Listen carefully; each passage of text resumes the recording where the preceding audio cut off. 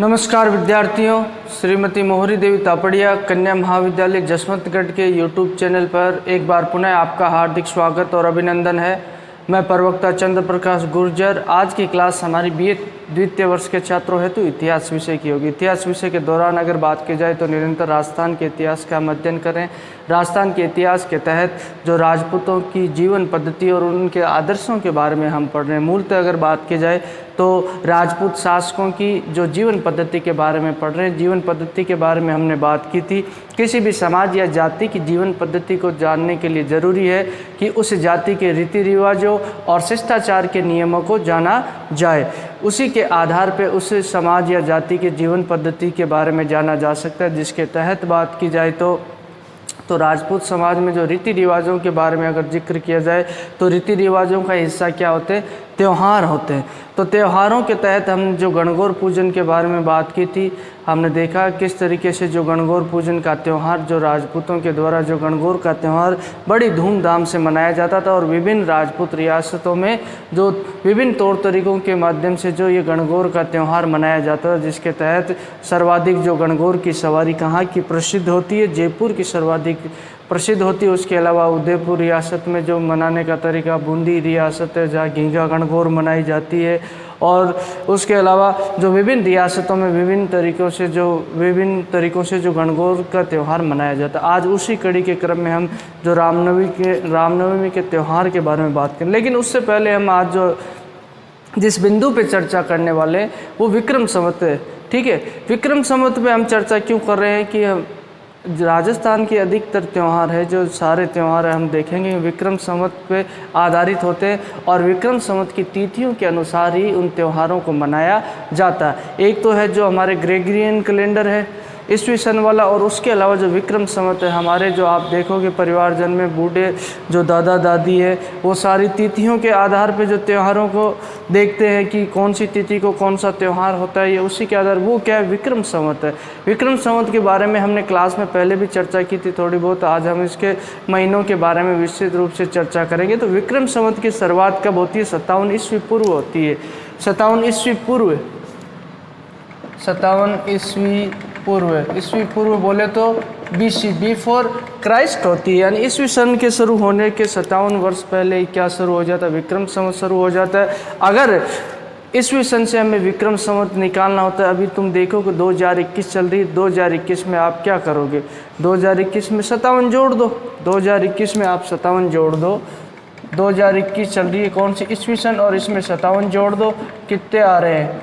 2078। यानी कि विक्रम संवत अभी कौन सी चल रही है? 2078 चल रही है। विक्रम संवत के बारे में हमें थोड़ा बहुत ये ध्यान रखना चाहिए कि जो ये ग्रेगरियन कैलेंडर के अनुसार जो ईस्वी सन है जो उसका जो वर्ष परिवर्तित होता है जनवरी में होता है। लेकिन इसका जो बात की जाए नववर्ष जो चैत्र माह से माना जाता है विक्रम संवत का, और ये लगभग मार्च में आते हुए जो संवत चेंज होता है। तो उस वक्त तक जब ईस्वी सन में हम जोड़े तो मार्च के पश्चात ही अगर बात की जाए तो अगला साल परिवर्तित होता है विक्रम संवत का।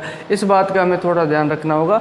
तो 57 वर्षों का मूलतः इसमें क्या होता है? फर्क होता है। 57 ईस्वी पूर्व राजा विक्रमादित्य के द्वारा शकों को पराजित करने के उपलक्ष्य में जो विक्रम संवत की शुरुआत कर दी जाती है। और हमने शक संवत के बारे में भी बात की। शक संवत भी विक्रम संवत से मिलता जुलता होता है। शक संवत की शुरुआत 78 ईस्वी में जो राजा कनिष्क के द्वारा पुनः विक्रमादित्य के उत्तराधिकारियों को जो पराजित करते हुए क्या की जाती है?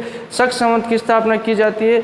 और वर्तमान समय में अगर बात की जाए तो भारत सरकार के द्वारा जिस संवत का प्रयोग किया जाता है संसद के सत्रों का आयोजन करने में, तो वो संवत कौन सी है? शक संवत का जो उनके द्वारा प्रयोग किया जाता है। कौन सी संवत का? ये शक संवत। इसके बारे में भी हमने जो विस्तृत रूप से पढ़ा है, इसके बारे में संवतों की तो मैंने आपकी अलग से क्लास ली थी जिसमें बताया था। तो मूलतः हम आज विक्रम संवत के बारे में पढ़ रहे हैं। विक्रम संवत के महीनों के अनुसार ही जो राजस्थान के त्यौहार है राजपूत शासकों के द्वारा जो विशिष्ट तरीके से जो त्यौहार मनाने के उनके जो तौर तरीके थे तो वह किस पे आधारित थे? विक्रम संवत पे आधारित है। विक्रम संवत में जो महीनों के आधार पे जो तिथियों के बारे में और उन तिथियों पे आधारित ही जो सारे त्यौहार होते। तो विक्रम संवत की बात की जाए तो विक्रम संवत में वही 12 महीने होते हैं। कितने महीने? 12 महीने, जिसे मास भी कहते हैं। ठीक है। अब इसमें जो तुम देखोगे अपने जो गाँव में और उसके अलावा जो बड़े बुजुर्ग हैं वो किसके संवत के आधार पे ही जो त्यौहार मनाते, विक्रम संवत के आधार पे ही, जो तिथियों के आधार पे जो समय का आकलन करते हैं। तो विक्रम संवत के अंतर्गत जो 12 महीने होते हैं, अगर बात की जाए, जो चैत्र महीने से जो नए संवत की शुरुआत होती है, अगर बात की जाए, पहला महीना चैत्र होता है, दूसरा महीना बैसाख होता है, तीसरा महीना ज्येष्ठ होता है, यानी जिसे जेठ भी कहते हैं देसी भाषा में अगर की जाए, बात की जाए तो उसके पश्चात अगला महीना ज्येष्ठ के पश्चात आषाढ़ होता है, जिसे देसी भाषा में आषाढ़ कहा जाता है। उसके पश्चात श्रावण होता है, जिसे सावन कहते हैं अपन देसी भाषा में, ठीक है। उसके अगला जो भाद्रपद होता है, जिसे अपन भादवा भी कहते हैं, ठीक है। और उसके अलावा जो अगला महीना अश्विनी, जिसे हम आशोज भी कहते हैं, क्या कहते हैं देसी भाषा में, आशोज भी कहा जाता है। उसके अलावा अगला महीना कार्तिक होता है, जिसे हम देसी भाषा में क्या कहते हैं, कार्तिक कहते हैं। कार्तिक के पश्चात, जो कार्तिक के पश्चात आता है, मार्गशीर्ष आता है, जिसे हम क्या कहते हैं, मिंगसर भी कहते हैं देसी भाषा में। उसके अलावा जो पौष महीना आता है, जिसे हम क्या कहते हैं, पो कहते हैं। और उसके अलावा जो माघ आता है, माघ को देसी भाषा में माघ कहते हैं, ठीक है। और जो फाल्गुन को फाल्गुनी कहते हैं, ठीक है, फागुन कहते हैं, जिसे देसी भाषा में अगर बात की जाए। तो ये जो विक्रम संवत के 12 महीने होते हैं, इनके आधार पर ही जो त्योहारों को मनाया जाता है। अब इनमें जो प्रत्येक महीने में 2 पक्ष होते हैं, कौन से, शुक्ल पक्ष और कृष्ण पक्ष, ठीक है। जो शुक्ल पक्ष होता है वो रोशनी का पखवाड़ा होता है, इसमें जो चांद की रोशनी धीरे धीरे बढ़ती जाती है। और कृष्ण पक्ष होता है वो कौन सा होता है, अंधेरा पखवाड़ा होता है। अब शुक्ल पक्ष को शुद्धि भी कहते हैं। जो पहला महीने का जो पहला पखवाड़ा होगा 15 दिन का, वो कौन सा होता है, शुक्ल पक्ष होगा, जो एकम से लेकर पूर्णिमा तक होगा। कहाँ तक होगा, एकम से पूर्णिमा तक होगा, ठीक है। अब पूर्णिमा के समाप्त होने के पश्चात जो एकम से दोबारा कृष्ण पक्ष शुरू होगा, अंधेरा पखवाड़ा, जो एकम से लेकर अमावस्या तक होगा। यानी कि अमावस्या तक हम देखेंगे कि जो अंधेरा काफ़ी हो जाएगा, ठीक है। और धीरे धीरे जब पूनम का चांद होगा तो रोशनी, जो रात की रोशनी बढ़ जाएगी। और अमावस्या तक अंधेरे पखवाड़े में जो रात की रोशनी क्या हो जाती है, कम हो जाती है। अब ये जो महीने हैं, उन महीनों में जो तिथियां होती है, एकम से लेकर पूर्णिमा तक अगर बात की जाए, एकम, द्वितीया, तृतीया, चतुर्थी, ये जो सारी तिथियां होती है, ठीक है, 15 तिथियां होती है जो पूर्णिमा तक होती है। उसके अलावा अमावस्या होती है, ठीक है, पूर्णिमा और अमावस्या होती है, जिसमें जो इन पखवाड़ा परिवर्तित होता है। अब उन तिथियों के आधार पर ही जो क्या किया जाता है, जैसे हमने बात की थी, कौन सी, जो गणगौर पूजन की बात की थी। गणगौर की पूजा कब की जाती है, जिसके बारे में हमने बात की। ये गणगौर की पूजा चैत्र महीने में की जाती है। चैत्र महीने में हमने जो रीति रिवाज और संस्कृति के तहत पढ़ा था ना, जो ये गणगौर पूजा कब की जाती है, चैत्र माह में की जाती है। और चैत्र माह की कौन से पक्ष में की जाती है, शुक्ल पक्ष की तृतीया को जो क्या की जाती है, गणगौर पूजा की जाती है। इसके बारे में हमने पहले जो फाल्गुन की शुक्ल पूर्णिमा से शुरू होती है, ठीक है।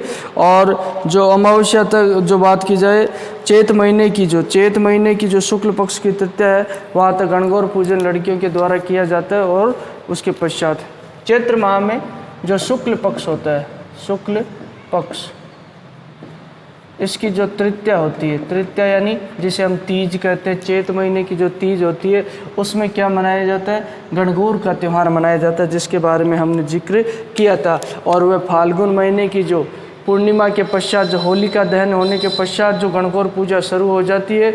और यहाँ तृतीया तक जो बात की जाए, सुहागिनों और कुमारियों के द्वारा गणगौर पूजा की जाती है। तो ये 12 महीने होते हैं। इसे हमें जो अपनी जो बात की जाए, अपनी संस्कृति को बचाने के लिए और संस्कृति को एक पीढ़ी से दूसरी पीढ़ी तक पहुंचाने के लिए हमें जो इन विक्रम संवत की जो नॉलेज होनी चाहिए। अगर बात की जाए, अपने बूढ़े बुजुर्ग है, दादा दादी है, उनसे आप इसके बारे में और भी अच्छी तरीके से जान सकते हो। तो ये जो 12 महीने होते हैं, कौन से देसी भाषा में बात की जाए, चैत, बैसाख, जेठ, आषाढ़, श्रावण, भादो, आश्वज, कार्तिक, मिंगसर, पो, माह, ठीक है, पो, माह, फागण, ठीक है, ये 12 महीने होते हैं। अब इनके अनुसार ये आप लिख के याद कर लेना, देसी भाषा में भी याद कर लेना और इसके अलावा ऐसे भी याद कर लेना, ठीक है। तो ये 2 इसमें पखवाड़े होते हैं, शुक्ल पक्ष और कृष्ण पक्ष होते हैं। शुक्ल पक्ष को तो क्या कहते हैं, शुद्धि, ठीक है। जो पहला पखवाड़ा लगता हुआ पखवाड़ा होता है उसे कहते हैं शुद्धि। और जो बदी यानी उतरती जिसे कहा जाता है, ठीक है, ये कृष्ण पक्ष होता है, यानी कि जब महीना जिस पखवाड़े में समाप्त होता है उसे बदी कहा जाता है। और ये रोशन पखवाड़ा और अंधेरा पखवाड़ा होता ही है। अब इसमें कोई त्यौहार तो आता है शुक्ल पक्ष में, कोई आता है कृष्ण पक्ष में, कोई एकम को आता है, कोई द्वितीया को आता है, कोई षष्टमी को आता है, कोई दशम को आता है, ठीक है, कोई 11 को आता है, 12 को, 13 को, 14 को, पूनम, अमावस, ऐसे जो क्या होते हैं त्यौहार आते हैं। अब हम इन त्योहारों को आसानी से समझ सके अगर बात की जाए तो आज हम बात करने वाले रामनवमी के त्यौहार की। रामनवमी का त्यौहार क्यों मनाया जाता है? कृष्ण राम के भगवान राम के जन्मोत्सव के रूप में किसे मनाया जाता है? रामनवमी के त्यौहार को मनाया जाता है। अब राजपूत शासकों, राजपूत रियासत काल में बात की जाए तो राजपूत जो रियासतें थी उनमें जो अलग अलग तरीके से जो रामनवमी का त्यौहार मनाया जाता था। इससे हमें क्या पता चलता है? इनकी जीवन पद्धति के बारे में और आदर्शों के बारे में पता चलता है। तो रामनवमी के त्यौहार जो मूलतः हम देखेंगे किस महीने में मनाया जाता है? चैत्र महीने में मनाया जाता है, ठीक है। चैत्र महीने में तृतीया को तो गणगौर पूजन हुआ, ठीक है, शुक्ल पक्ष की बात है। और ये पक्ष कौन सा है? शुक्ल पक्ष है। और इसकी नवमी को कौन सा त्यौहार मनाया जाता है? रामनवमी मनाया जाता है। यानी गणगौर के कितने दिनों के बाद में? 6 दिनों के बाद में जो रामनवमी का त्यौहार मनाया जाता है। अब इसके बारे में हम बात करेंगे उदयपुर रियासत और जयपुर रियासत में किस तरीके से जो रामनवमी का त्यौहार मनाया जाता है। भगवान राम के जन्मोत्सव का पर्व है ये, भगवान राम के जन्म के उपलक्ष्य में ये मनाया जाता है।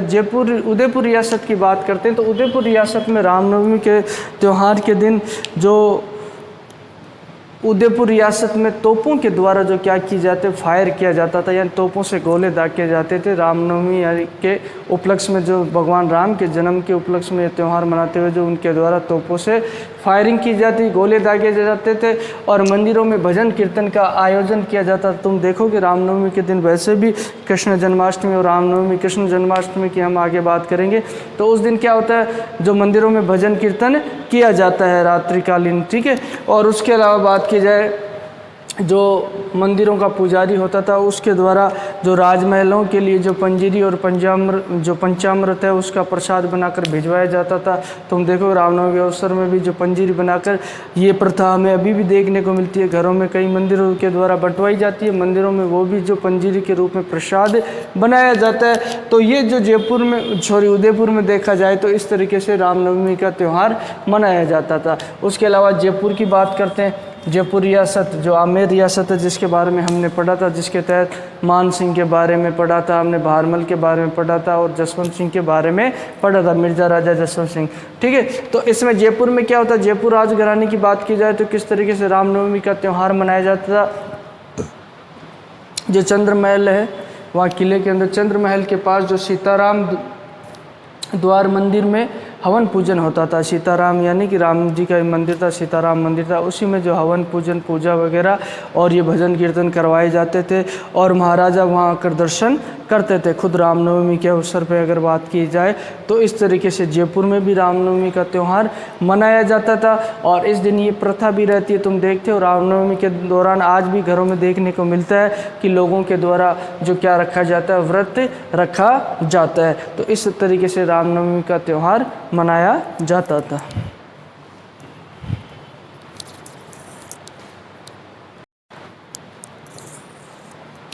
तो विद्यार्थियों, आज की क्लास में अगर बात की जाए तो राजपूतों की जीवन पद्धति के तहत उनके रीति रिवाजों को देखते हुए हमने जो उनके द्वारा मनाए जाने वाले त्योहारों का जिक्र किया, जिसके तहत हमने आज रामनवमी के त्यौहार को पढ़ा।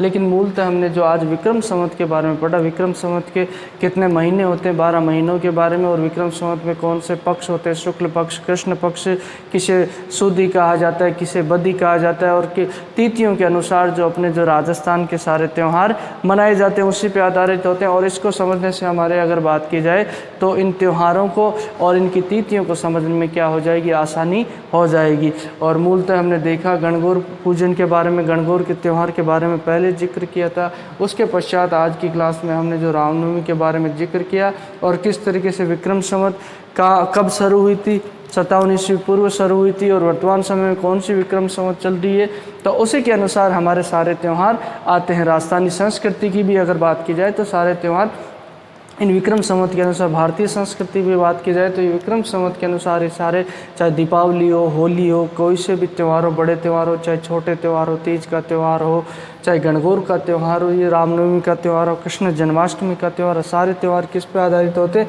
तिथियों पे आधारित होते हैं जो मनाए जाते हैं। जिसके तहत रामनवमी के बारे में हमने जिक्र किया, किस तरीके से जो उदयपुर रियासत राजघराने में और जयपुर राजघराने में रामनवमी का त्यौहार मनाया जाता था। तो बोलिए यहाँ तक आपको कोई चीज़ समझ में नहीं आई हो, किसी तरह की समस्या हो, शंका हो, तो आप निसंकोच पूछ सकते हो। आपके पास जो शैक्षणिक व्हाट्सएप ग्रुप प्लेटफॉर्म अवेलेबल है उसके माध्यम से भी आप अपनी बात मुझ तक पहुंचा सकते हो। और अध्ययन अध्यापन से संबंधित किसी तरह की राय या सुझाव वो भी आपकी आमंत्रित है। और भी इतिहास विषय से संबंधित कोई भी आपकी जिज्ञासा, उत्सुकता, उसे भी आप मुझसे साझा कर सकते हो। तो आज की क्लास के लिए बस इतना ही, और सभी विद्यार्थियों का एक बार पुनः बहुत बहुत धन्यवाद।